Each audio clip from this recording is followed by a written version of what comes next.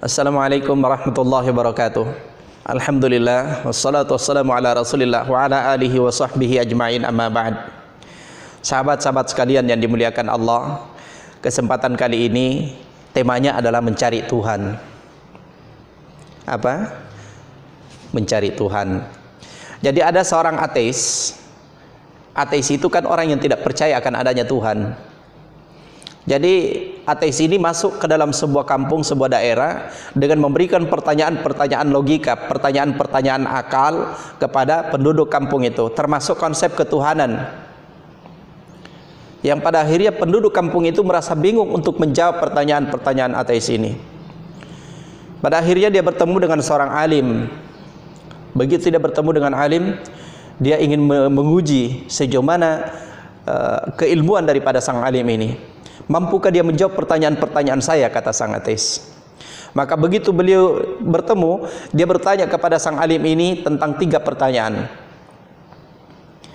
Pertama, dia bertanya bagaimana membuktikan akan adanya Tuhan. Yang kedua, bagaimana memahami qada dan qadar. Yang ketiga, dia berkata bahwa syaitan itu tercipta dari api, kemudian neraka itu di dalamnya adalah api. Bagaimana mungkin api bisa menyiksa syaitan ini, atau syaitan ini bisa tersiksa dengan api karena dia tercipta dari api. Sang alim ini terdiam. Dia kemudian memanggil sang ateis itu.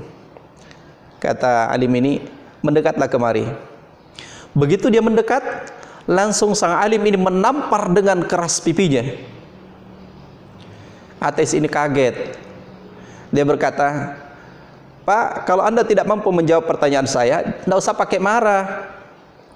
Kata sang alim ini, "Justru itulah jawaban dari ketiga pertanyaan Anda." "Kok bisa?" kata sang ateis. Maka sang alim ini pun dia menjawab. Dan dia bertanya kepada sang ateis tersebut, "Apakah kamu merasakan sakit?" "Ya, saya merasakan sakit." Kata sang alim, "Tapi saya tidak melihat di mana rasa sakit itu dalam dirimu." "Tapi saya merasakannya," kata sang ateis. Maka sang alim itu menjawab, "Begitulah dengan keberadaan Tuhan.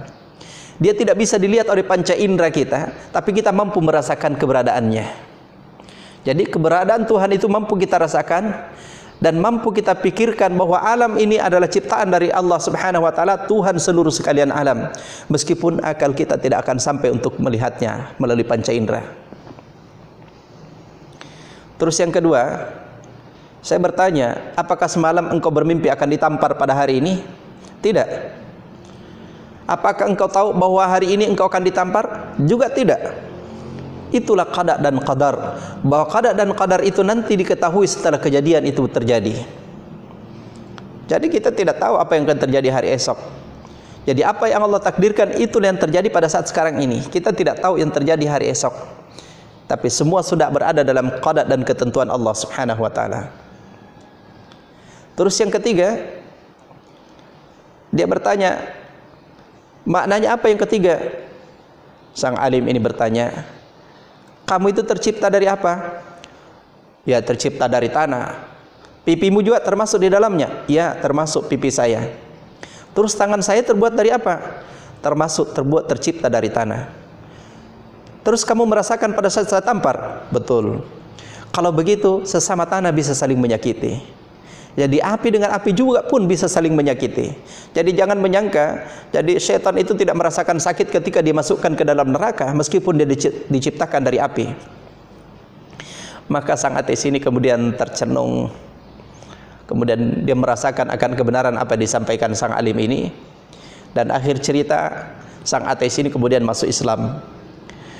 Kemudian sang alim ini berpesan, laksanakanlah perintah Allah, tinggalkan larangan Allah. Karena dalam agama ini tidak semua bisa dilogikakan. Jadi sahabat-sahabat sekalian yang dimuliakan Allah, dalam ajaran agama kita, agama Islam, memang ada hal-hal yang untuk memahaminya butuh pendekatan iman. Tentang eksistensi Allah, pendekatan untuk memahaminya adalah pendekatan imaniyah. Tentang malaikat, pendekatan untuk memahaminya adalah pendekatan iman, karena dia tidak bisa dilihat dan dirasakan oleh panca indera kita. hari akhirat, surga dan neraka, pendekatan untuk memahaminya adalah pendekatan iman. Karena itu sahabat-sahabat sekalian yang dimuliakan Allah Subhanahu wa taala, dalam menjalankan ajaran agama kita, sikap kita adalah sami'na wa ta'na. Ketika itu ada perintah dari Allah Subhanahu wa taala atau berita-berita dari Allah Subhanahu wa taala, yakini akan kebenarannya, kemudian perintah itu kerjakan meskipun tidak sesuai dengan akal kita. Imani berita itu meskipun kadang-kadang berita itu tidak sesuai dengan akal kita, kalau itu berita berasal dari Allah dan Rasul-Nya.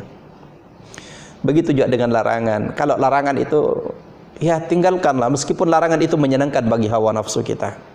Karena itu sahabat-sahabat sekalian, mudah-mudahan kisah ini bisa menjadi inspirasi buat kita semua untuk menambah keimanan kita semakin kokoh, semakin kuat, sehingga insya Allah kita termasuk orang-orang yang ketika meninggal masih dalam kondisi beriman kepada Allah Subhanahu wa taala.